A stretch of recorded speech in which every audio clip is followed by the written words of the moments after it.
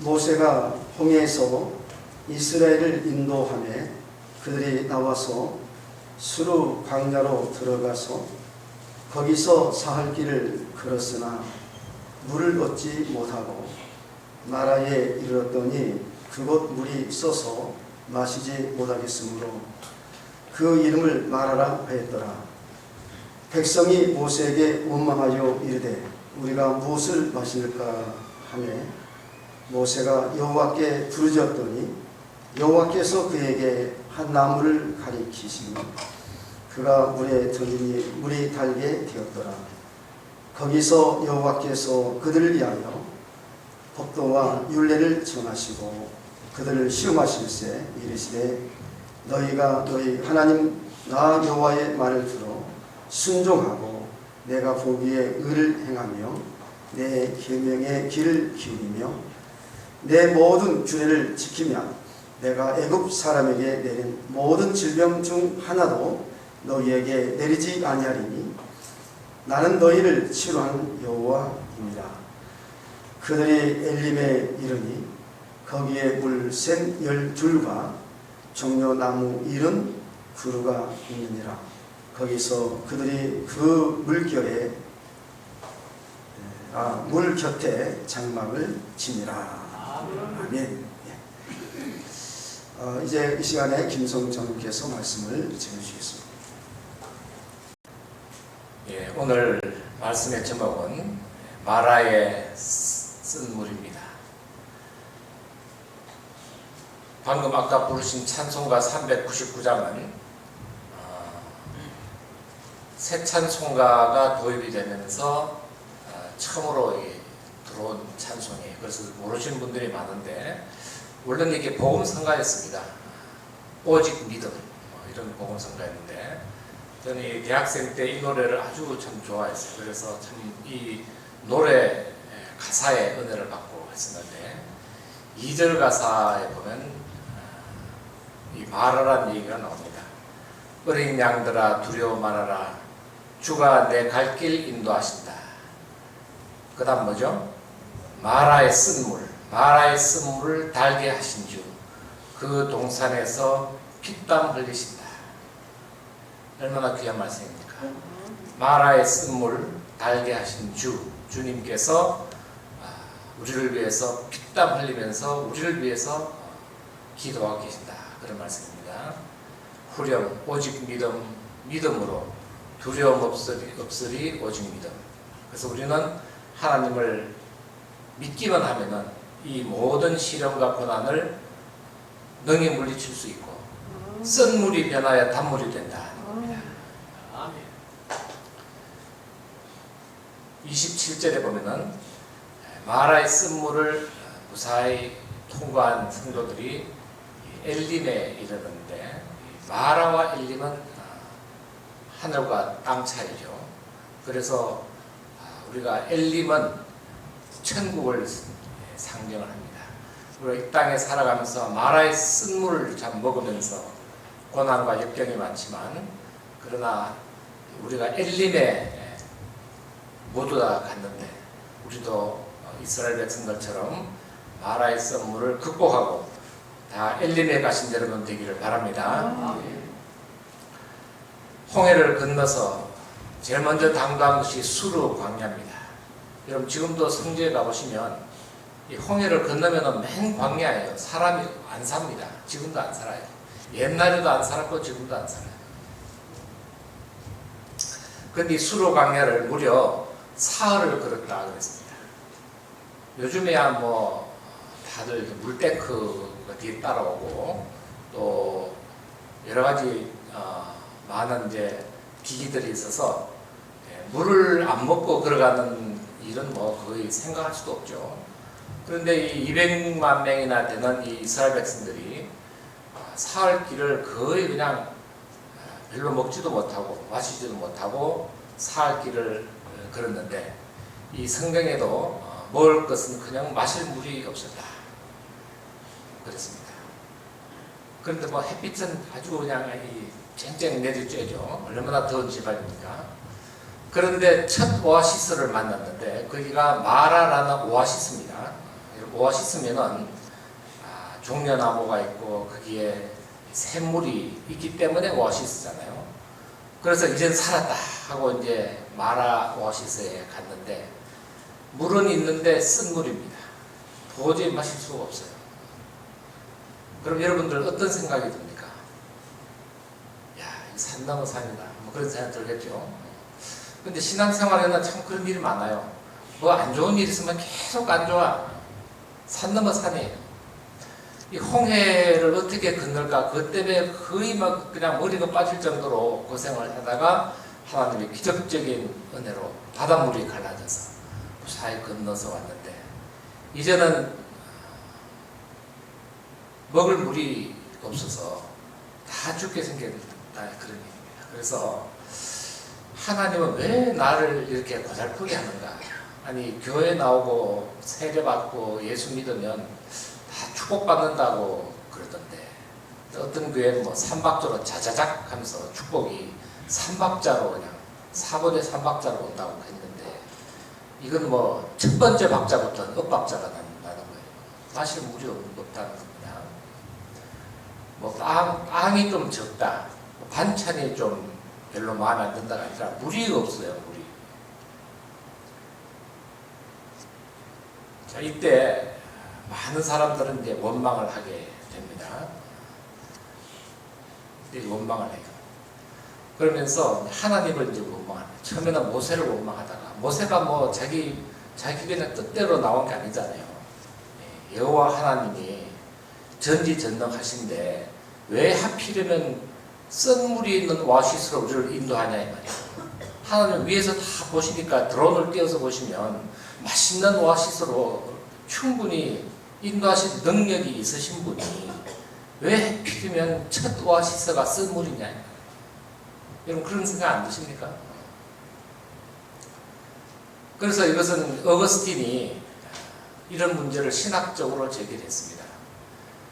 하나님이 선하시고 전지전능하신데 왜 세상에는 이렇게 악이 많고 마라의 쓴물처럼 이 세상에는 이렇게 악한 자가 많고 또 악한 자가 득세하고 왜 이렇게 오아시스마다 나쁜 것들이 많으냐?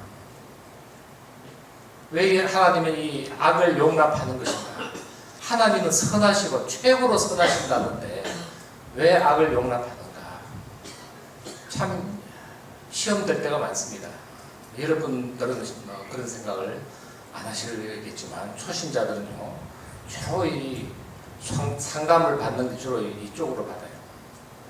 왜 예수 믿으면 꽃길만 걷는다고 그래서 전도하는 사람이 복 받는다 그래서 왔는데 예수 믿으니까 왜 이렇게 시험과 풍파가 우리 집에 많습니까? 차라리 교회를 안 나오는 게 덕이 되지 않을까요?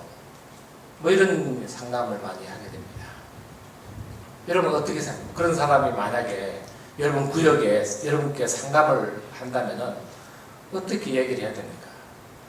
그래서 이 5세기 때 살았던 이 어거스틴이라는 이 신학자가 여기에 대해서 신학적으로 문제를 제기했어요. 하나님이 선하시고 전지전능하신다고 하는데 왜 하나님을 악을 허용하시고 악이 존재함으로써 인간이 고난과 고통을 당하게 하는가?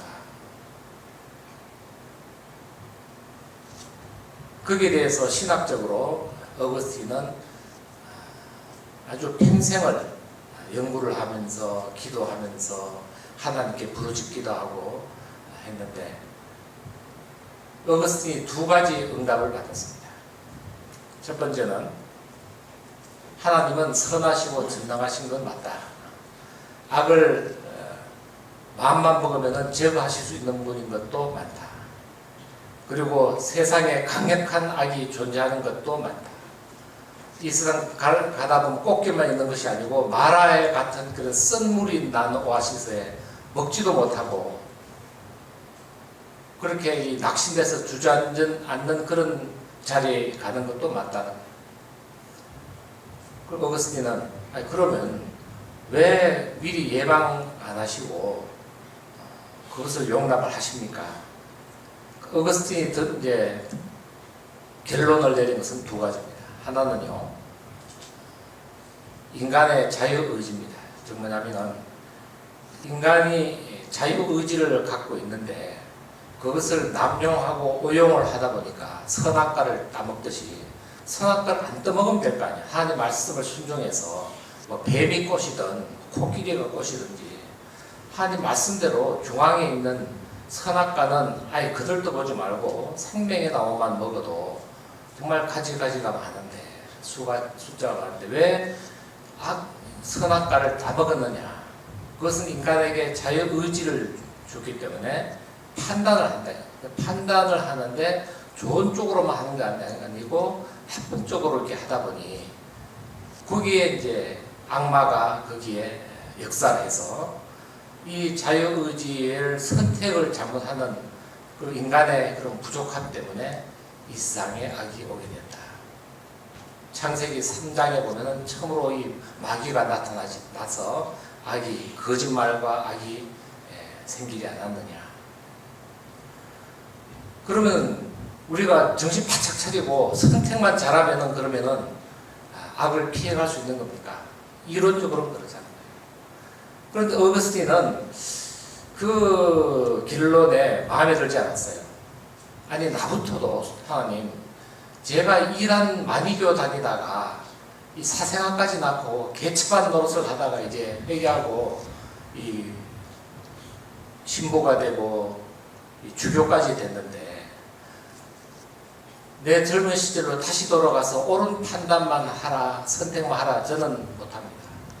저는 못했고, 그래서 하나님께 절대적인 하나님의 은혜와 사랑에 감격해서 제가 모든 걸, 과거를 다 회개하고 이제 주교까지 됐는데, 돌아보니 이런 선택을 잘하라 하는 그런 얘기를 성도들한테 답이라고 얘기를 못하겠습니다.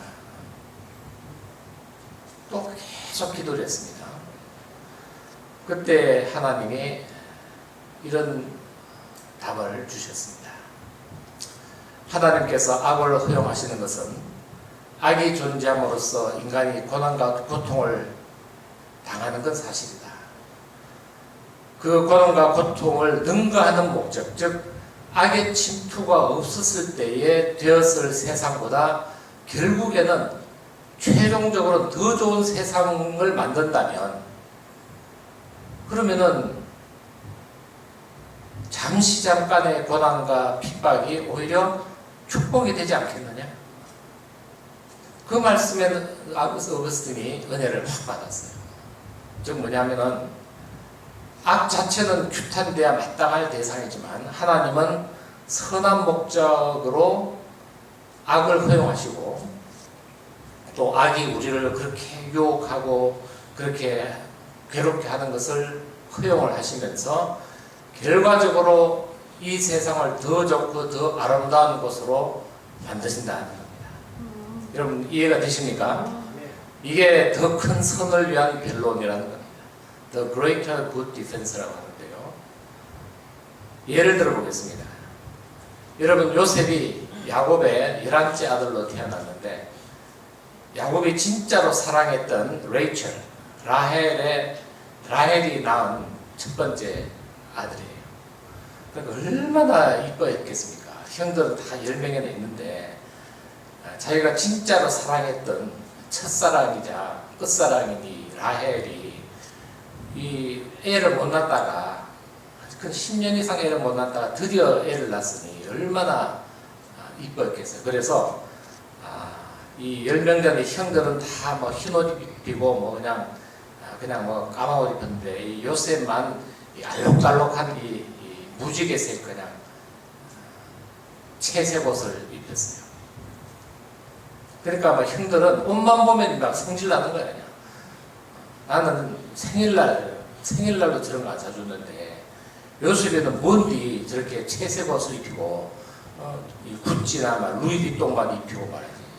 나는 뭐예요 이거 동대문째 이거 말이지. 과일 중앙시장에서 산 거 이런 거나 입히고 이게 뭐예요 이게. 형들이 정말 시기할 정도로 그렇게 요셉을 사랑했는데 요셉의 삶이 순탄했습니까? 이 악한 형들이 이 죄 없는 요셉을 그냥 완전히 처음엔 죽이려 하다가 죽이는 게 이제 여의치 않으니까 애굽 나라에 가는 이 대상들한테 그냥 은 20일 주고 팔아먹어 버렸어요. 동생을 팔아먹었어요. 그리고는 채색옷에다가 막 피를 묻혀가지고 아버지한테 요셉이가 짐승들이 그냥 물어서 죽은 모양이라고 그리고 속이고 이 야곱이 그냥 애굽에서 요셉을 다시 만날 때까지 20년 동안 아들이 죽을 줄 알았어요. 얼마나 고통입니까? 그래서 졸지 애굽에 달려갔다는 얘기예요. 이거 뭐 좋은 팔자는 아니죠, 솔직히요. 그래서 애굽에 갔는데 가서 이제 열심히 이제 성실하게 일했는데 시위대장 집에 이제 보직을 받아가지고 일을 잘하니까 노예지만 가정총무를 시켰어요. 그래서 인정받아서 일을 잘해서 시위대장이 그냥 모든 걸 다 맡겨버려. 그런데 보디발 이 시위대장의 아내가 용모가 준수하고 정말 성실한 이 요셉을 유혹을 해서 그냥 이렇게 정을 통하자고 하니까 요셉이 내가 하나님 앞에 범죄할 수 없다고 도망을 쳐버렸어요. 그래서 아주 괘씸하게 생각한 이 보디발의 아내가 무고를 해서 옥에다 그냥 갇히게 했습니다. 언제 나올지 몰라요. 이 애굽 나라의 경호실장 부인을 건드린 죄로 이게 뭐 사형을 당할지 무기징역을 할지 모르는 채로 20대 청년이 감방에서 몇 년을 그렇게 고생을 했는데 어떻게 해서 하나님의 은혜로 꿈을 꾸게 돼서 그 꿈을 잘 해석을 해서 바로 앞에 이제 서게 됐습니다. 바로가 꿈을 꿨는데 도저히 해몽이 안 돼서 이 히브리 노예 출신 요셉의 말을 듣고 깨달은 바가 있어서 그 히브리 노예를 그냥 총리 대신을 시키는 그런 기적적인 하나님의 역사가 일어납니다. 그렇지만 뭐 자기 형이 있어도 형이라고 찾아갈 수도 없고 아버지가 살아 계신지 돌아가신지도 모를 그런 상황에서 총리 대신이 됐다고 뭐 행복했겠습니까? 그런 쓰라짐을 갖고 있었는데 우연한 기회에 또 형들을 만나게 해서 어찌어찌해서 다 용서하고 요셉은 아버지 야곱과 형들, 자기를 팔아먹은 형들 가족까지 다 이 애굽으로 이민 오게 해가지고 먹고 살게 해줬다 이 말이에요. 그런데 요셉은 하나님의 이런 섭리를 잘 알고 있었던 것 같아요. 창세기 50장 20절에 보면 형들이 제발 과거에 자기 잘못을 용서해 달라고 막 그렇게 사정을 하고 울고 하니까 요셉이 뭐라 그럽니까? 창세기 50장 20절 당신들은 형들을 얘기합니다. 나를 해하려 하였으나 하나님은 그것을 선으로 바꾸사 오늘과 같이 많은 백성의 생명을 구원하게 하시려 하셨나니 얼마나 성숙합니까? 11번째 아들인데 10명 형들보다 몇 배로 낫지 않습니까? 내가 인간적으로 말하면 정말 섭섭했지만 그러나 하나님이 여러 형들의 악행을 선으로 바꾸셨다 이 말이에요. 그래서 나뿐만 아니고 많은 백성이 구원받게 하는 그 섭리로 하나님께서 형들의 악행을 일시적으로 허용을 하셨다 이 말이에요. 믿습니까? 여러분 이걸 알아야 돼요. 왜 내가 예수 믿는데 이렇게 가시밭길이 많고 풍파가 많고 남들은 교회 안 다니는 사람도 다 잘 됐는데 우리 애는 이렇게 자꾸 시험 떨어지고 자꾸 이렇게 직장에서 잘리고 뭔가 일이 잘 안 풀리나. 그때 여러분들은 요셉처럼 생각하시기를 바랍니다. 많은 사람들이 나를 해하려 했지만 하나님은 그 악행을 선으로 바꾸사 많은 백성의 생명을 구원하게 하시려 하셨습니다. 그러면 우리가 마라의 쓴물의 문제도 이렇게 해석을 할 수 있을까요? 예, 있습니다. 왜 하나님은 해필이면 살 길을 그냥 흑이진 이스라엘 백성들에게 기분 좋게 그냥 이 원양원천 같은 데 확 그냥 풀어가지고 기분 좋게 하나님 최고다 이렇게 좀 하면은 정말 모세도 얼굴 나고 얼마나 좋겠습니까? 그런데 마라의 쓴물에서 마시지도 못하게 이렇게 한 이유가 도대체 뭐냐? 그것은 the greater good defense, 더 큰 선을 위한 하나님의 선인 줄로 믿습니다. 그럼 더 큰 선이란 뭡니까? 우선 작은 선은 뭐죠?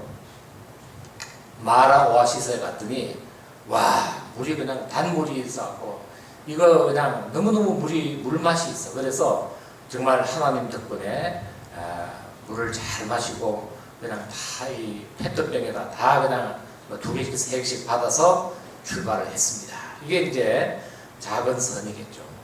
근데 하나님은 그런 걸 원치 않아요. 그런 건 얼마든지 해줄 수 있어. 실제로 모세가 기도했더니 반석에서 막 샘물이 나지 않았습니까? 나중에 출애굽기 보면 하나님 언제든지 할 수 있어요. 그거는 지금도 원하면 해요.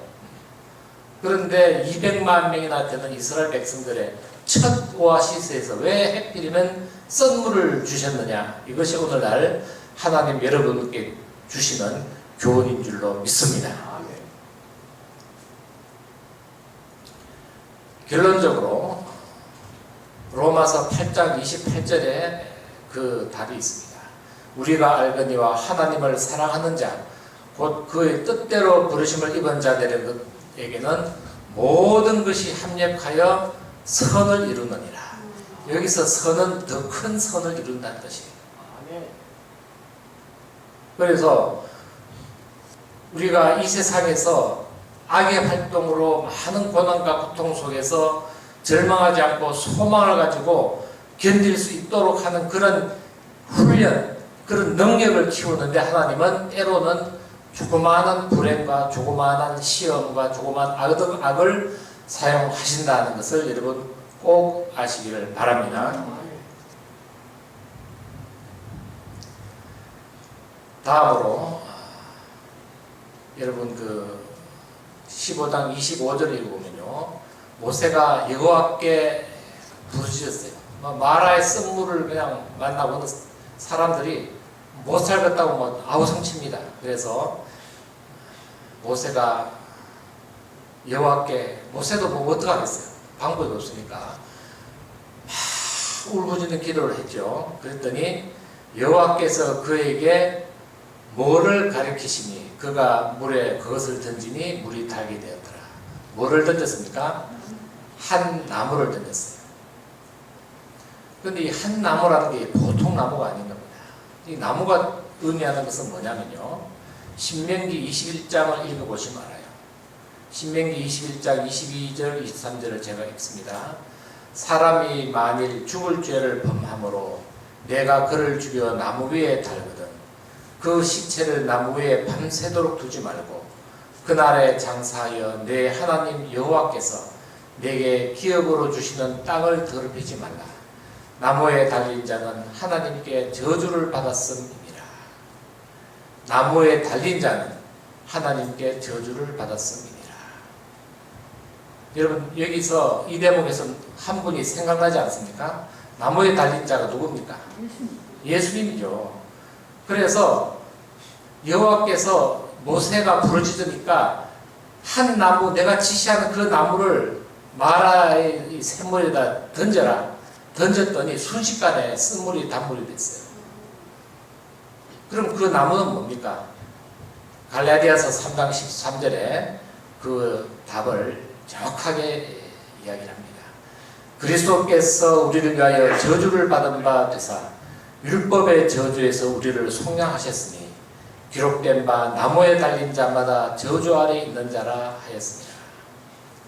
이 갈라디아서 3장에서 사도 바울은 기록된 바 하면서 아까 제가 읽은 신명기 21장 23절 말씀을 인용을 하면서 그리스도께서 우리를 위해서 나무에 달려서 저주를 그냥 우리가 받을 저주를 다 받으셨다는 거예요.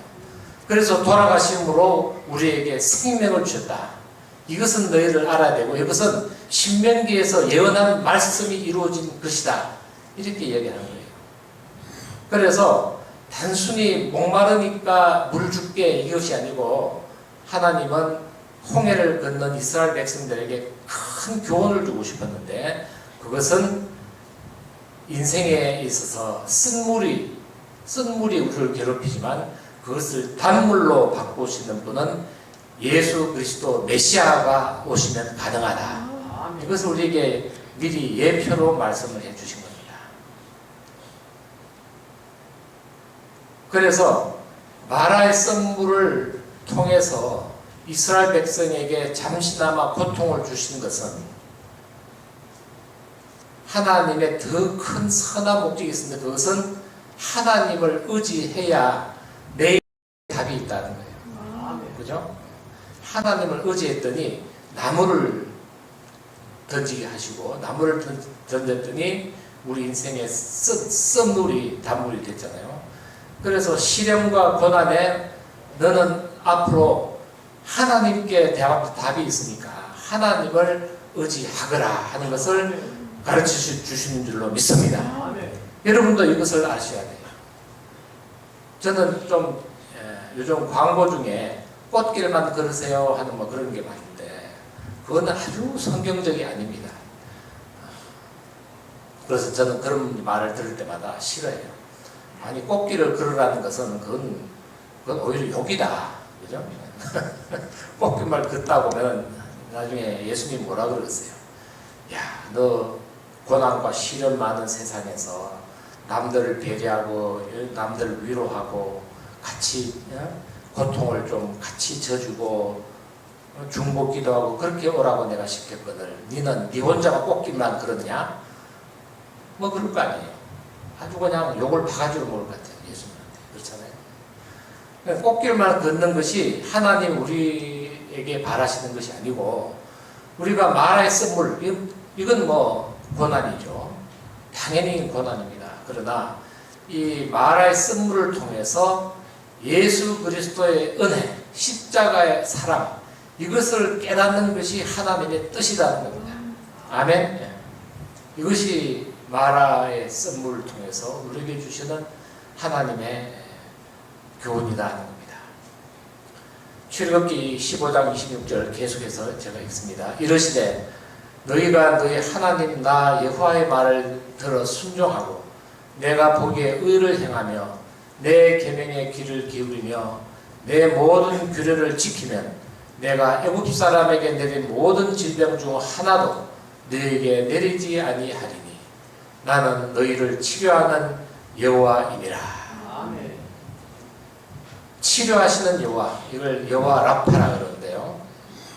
그런데 여기 치료하신 여호와라는 말이 나왔는데 그게 조건이 있습니다. 항상 치료해 주시는 것이 아니고 어떤 경우에 치료해 주신다 그랬죠? 여호와의 말을 들어서 순종하고 내가 보기에 의를 행하고, 그러니까 사람 보기에 의가 아니고 하나님 보시기에 의를 행하고 내 계명에 귀를 기울이며 내 모든 규례를 지키면 내가 어떤 질병, 심지어는 이 대역병, 이 코로나19 같은 대역병도 물러가게 해 주신다는 약속입니다. 믿습니까? 네. 또 이 여호와 라파에 들어있는 또 하나의 교훈은 나무를 던져서 쓴물이 단물이 되잖아요. 그래서 우리가 이 신약을 시대에 사는 우리 성도들이 기억해야 될 것은 아들을 이 땅에 보내셔서 십자가 대신에 죽게 해서 우리를 구속하신 예수 그리스도의 십자가의 공로만 믿으면 그 어떤 이 질병과 그 어떤 이 마음의 상처와 그 어떤 시험도 다 물러가게 하신다는 겁니다. 이것이 하나님께서 이 마라의 썸물을 통해서 여호와 라파께서 우리에게 주신 교훈이다 하는 겁니다.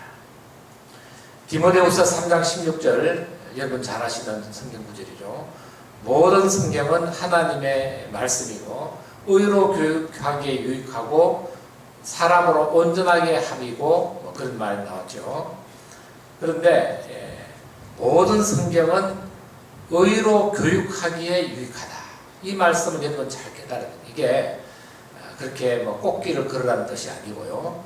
성경 말씀대로 할 때는 마라의 쓴물처럼 우리에게 좀 아주 껄끄럽고 하기 싫고 귀찮고 정말 피하고 싶은 그런 상황도 온다는 거예요. 그러나 하나님의 의를 위해서 내가 싫어도 그 일을 하게 되면 그것이 내 인생의 단물이 된다는 거예요. 그래서 하나님이 결국은 이 선택한 이스라엘 백성에게 세 가지 복을 주시는데 그건 이미 아브라함을 부르실 때 미리 약속을 했습니다. 그리고 아브라함의 아들이 이삭하고도 약속을 했고 또 이삭의 아들 야곱하고도 약속을 한 사항인데 크게 세 가지입니다. 자손이 아주 하늘의 별처럼 바다의 모래처럼 많아질 것이다. 자손의 축복. 두 번째는 땅을 줄 것이다. 이 가나안 땅을 온통 너희들에게 다 자손들이 살 수 있도록 해주겠다. 이 세 번째가 뭐죠? 이 세 번째가 중요합니다. 나는 너희들의 하나님이 되리라. 이게 무슨 얘기냐면요. 항상 너와 함께 하고 내가 너희 하나님이 될 것이다 하는 것이요. 하나님과의 관계에 축복을 준다는 거예요. 제가 이 삼성그룹에 자문교수를 한 3년을 했는데요. 그래서 이제 삼성의 인사 담당 전무님들하고 이제 자주 이렇게 대화를 가지고 세미나도 하는데, 그런 걸 물어봤어요. 그때 당시에 반도체에 투자를 하면서 미국에 가 있는 한인 과학자들을 어마어마한 그냥 조건으로, 좋은 조건으로, 심지어는 레미안 아파트도 한 채 그냥 주고, 또 BMW 자동차와 그 다음에 와이프의 서울에 직장까지 얹어서 이렇게 반도체 박사를, 그것도 이근희 그 전용기에 태워서 막 오더라고요. 우리는 알죠. 그래서 야, 근데 그 사람들이 와서 미국에서 참 대접을 잘 받던 사람들인데 아무리 뭐 한국계라 그러지만 다시 돌아가지 않느냐 그랬더니 자기들 최선을 다해서 3년은 좀 버티게 하면요 3년 정도 뽑아 먹으면은 성공이래요.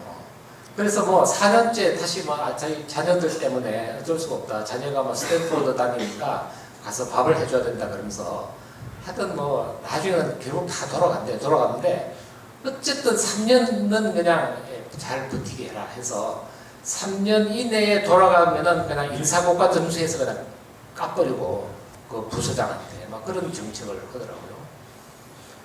그래서 내가 비결을 모르겠어. 그럼 3년을 잘 버티게 하는 비결이 인사정책상에 뭡니까? 하니까 교수님 이건 함부로 다른 회사에 이런 얘기 하시면 큰일 납니다. 이게 삼성의 노하우인데 교수님이니까 내가 말씀드린다는 거예요. 그 비결이 뭐냐 그러니까 자기들도 처음에 몰랐는데 한 실리콘밸리에서 잘 나가는 반도체 전문가 한 10명을 뽑았는데 그분들한테 처음에 이제 인터뷰를 한답니다. 이 급여는 이미 다 정해졌어요. 그런데 급여만 가지고 이 사람들이 있을 사람이 아닙니까? 면담을 해서 소원술이라 그러죠. 소원이 있으면 말해봐라. BMW를 사달라 그러면 최신형을 그냥 사주겠다.